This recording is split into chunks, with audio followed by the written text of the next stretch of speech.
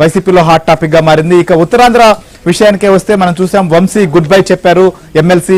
ఇంకొక వైపు బ్రాహ్మణ కార్పొరేషన్ సంబంధించిన చైర్మన్ గా ఉన్న సుధాకర్ కూడా ఆయన బాటలో నడిచాడు.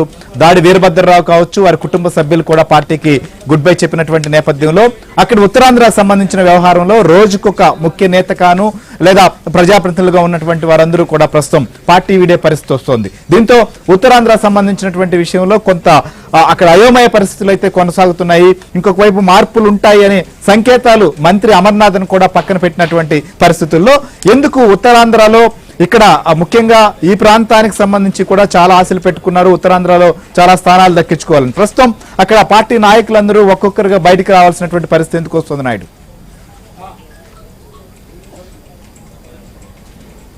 రాష్ట్రంలో ఏదైనా వైసీపీ నుంచి ఆరంభం ఏవైతే ఉన్నాయో అంటే వలసలు ఉత్తరాంధ్ర నుంచే ప్రారంభమని చెప్పాలి. ఎందుకంటే ఆరంభంలో గతంలో ఇక్కడ పంచకర్ల రమేష్ బాబు మొదట ఇక్కడి నుంచి పార్టీ నుంచి వేయడం జరిగింది. జనసేనలో జాయిన్ ఆయన పూర్తి స్థాయిలో ఇక్కడ ఉత్తరాంధ్ర ఏదైతే విశాఖ జిల్లాకు సంబంధించి పార్టీ అధ్యక్షుడిగా పనిచేశాడు. ఆయన బయటికి వెళ్ళి జనసేనలో చేరినటువంటి పరిస్థితి.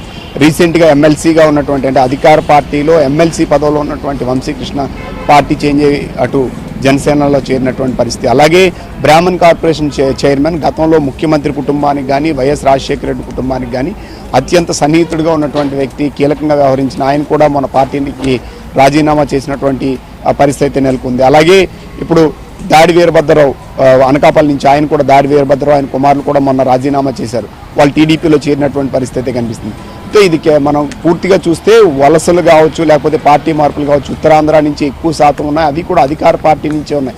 సో ఇవన్నీ చూస్తే ఖచ్చితంగా అధికార పార్టీలో ఇప్పుడు భయం పుట్టుకుంది. నెక్స్ట్ ఎవరు వెళ్తారు, ఏమవుతుంది అని ఒక భయం అయితే ఉత్తరాంధ్రలో నెలకొని ఉంది. ఇప్పుడు ప్రస్తుతం ఒక 20 మంది వరకు కార్పొరేటర్లు కూడా పార్టీ మారుతారనేది ఊహాగానాలు మారుతున్నటువంటి పరిస్థితి. ఎందుకంటే గతంలో ఇండిపెండెంట్గా ఉన్నటువంటి కొంతమంది కార్పొరేటర్లు వాళ్ళు పార్టీకి ఏదైతే వైసీపీ పార్టీలోకి వెళ్ళి వైసీపీ నుంచి పూర్తిగా వాళ్ళు మారిపోయి జనసేనలో కొంతమంది చేరినటువంటి పరిస్థితి.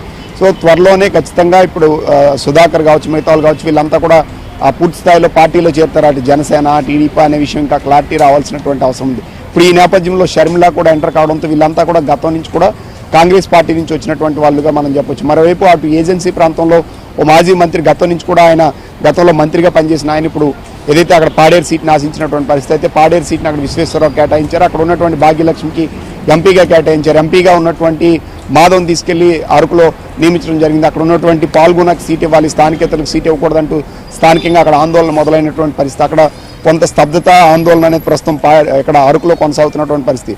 ఇటు పాడేరులో ఉన్నటువంటి మాజీ మంత్రి కూడా త్వరలోనే, ఎందుకంటే ఇప్పుడు షర్మిల ఆల్రెడీ ఆ పార్టీ పగ్గాలు చేపట్టిన తర్వాత వీళ్ళంతా కూడా అలాగే ఇక్కడ ఉన్నటువంటి కొంతాల వీళ్ళంతా కూడా ఏదైతే పాత కాంగ్రెస్ టీం ఉందో వీళ్ళంతా కూడా ఇప్పుడు పూర్తి స్థాయిలో కాంగ్రెస్ షిఫ్ట్ అయ్యేటువంటి ప్రయత్నం చేస్తున్నారు. మరోవైపు ఇక్కడ ఉన్నటువంటి మల్ల విజయప్రసాద్ ఆల్రెడీ గతంలో ఇక్కడ ఏదైతే పశ్చిమ నియోజకవర్గం నుంచి ఆయన పోటీ చేసినటువంటి కొన్నాళ్ళుగా ఆయన స్తబ్దతగానే ఉన్నారు. సో ఆయన కూడా పార్టీ మారుతారంటూ కూడా ఊహాగానాలు వస్తున్నాయి. సో ఖచ్చితంగా ఇప్పుడు ఇటు ఒక్కసారిగా ఎక్కువ శాతం అధికార పార్టీ నుంచే బయటకు వస్తున్నారు వాళ్ళు. అయితే జనసేన లేకపోతే టీడీపీ ఇప్పుడు ఆల్టర్నేటివ్ గా షర్మిల కూడా కాంగ్రెస్ లోకి వచ్చింది కాబట్టి కాంగ్రెస్ పగ్గాలు కానీ ఆంధ్రప్రదేశ్ పగ్గాలని